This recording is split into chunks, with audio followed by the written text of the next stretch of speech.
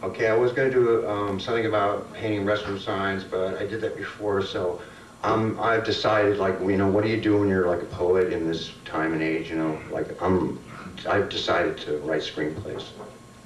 So these are big blockbusters with Spider-Man and shit in them. They're awesome. Like I got robots and stuff. Robots? Yeah! Robots! Okay, it's called the Begita Saga, okay? And it's like Begita, Yeah. It's a broken thing. So, and again, okay, here we go. Nothing stopping now. Okay, I was once again in disagreement and turmoil with my violently combative, addictive lover, and forced into home's exile in the steaming summer heat of New York's Lower East Side toward the end of July. I immediately sought refuge with my friend Metal, who ran a vendor's table of comics and collectibles on Avenue A between 7th and 6th. Lots of Fangorias, Vampirellas, and X-Men comics. I would cover his table while he would cop coke. He was a mad baser, and once he raised enough money, he would disappear, sometimes for hours, to return a happier man. I knew he would throw me enough cash to get straight myself from my efforts. Metal would run errands for an elderly woman who had an apartment not far from his stand in front of the Pyramid Club. In return, she allowed him to store his tables and merchandise in a spare room in her apartment. We closed up at about 4 a.m. nightly after the club was homeward bound and wasted, thinned out, and we had re-up cash. We dropped the stock off and ran a last errand for the old lady. She loved 4 rows of scotch. I used her bathroom. We locked the door. I slept on the roof of her building when weather permitted. On one night, guarding his treasures, 2 tall, beautiful girls lingered around the tables, contemplating a purchase. They were sisters, Anna, blonde, and Veronica, black-haired with blue eyes, penetrating. They purchased a comic, $2, and struck up a brief conversation about Vampirella. They were German from Munich, vacationing in New York City. Their English was good, but they still had that heavy accent like Marlene Dietrich, which I kind of found like really sexy. And Veronica was kind of the physical twin of Morticia Addams, another of my weaknesses. They smiled and strolled away. The Munich sisters started to appear frequently, and Veronica would flash her eyes at me, the way only a woman can. After a few days passed, I worked up enough courage to ask her to join me for a falafel at a stand where my friend Ahmed, an Arab ex-boxer, owned a small colored 4-table all-night eatery. He had his professional fight pictures covering the walls. He treated us. When my band was active, we conducted many interviews there, filling his cafe often. He never forgot and always welcomed me warmly like a brother.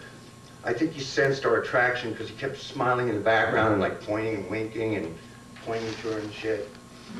And we stayed there until the sun came up. And then I asked her if I could walk her home.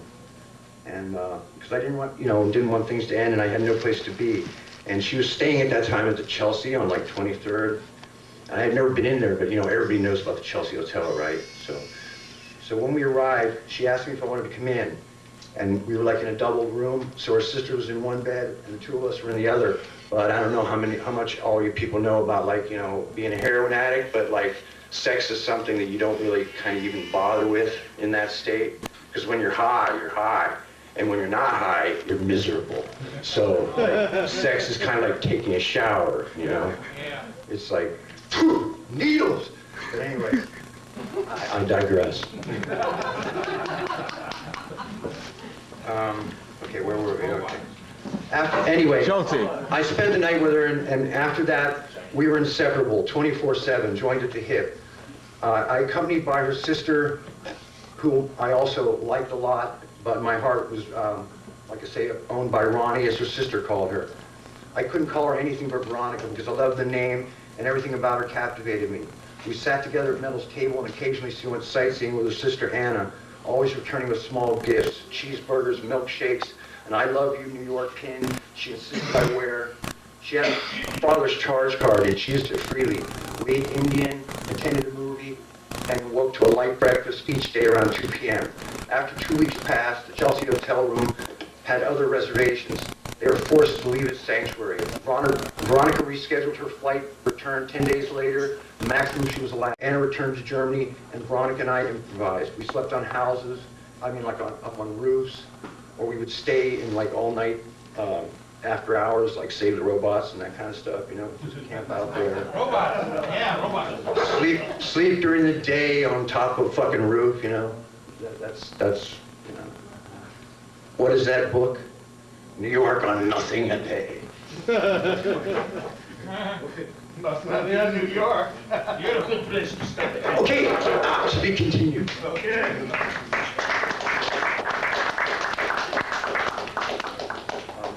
Moving on. I haven't done poetry in a long time. I've just been doing like.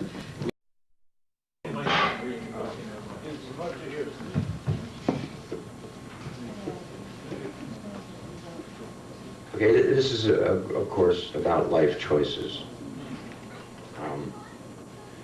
Hey, what's with the restroom signs? Hey, what's with the restroom signs? Life is like sitting in a bar getting hammered, like flatlined until every thought is reduced to one base thought.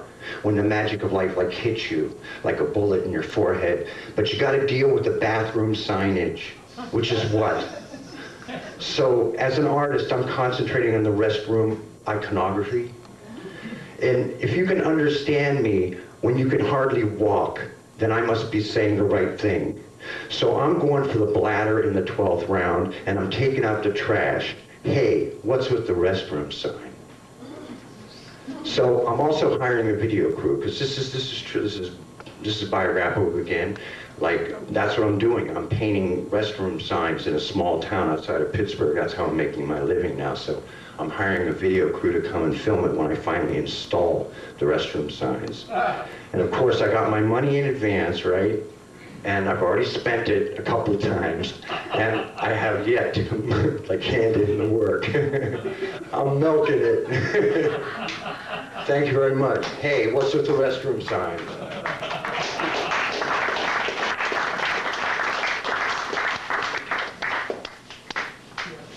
What do these signs say, though? Well, one is a painting of the king, you know, and the other one is the Queen of Hearts, and I kind of did them like phallic and, you know, 1 and 2, because I'm into this binary thing with the computer age, you know, 1 and 2. Everything is circles and ones, you know, and got a whole thing on that too. Oh, great. I get to introduce Michael. What do you do? Oh, at last minute substitution for Michael, we now have Mr. Rollo Whitehead. Actually, I'm substituting for Rollo, because Rollo, he got detained in France today, so he could not make it here. However, he asked me to read this poem.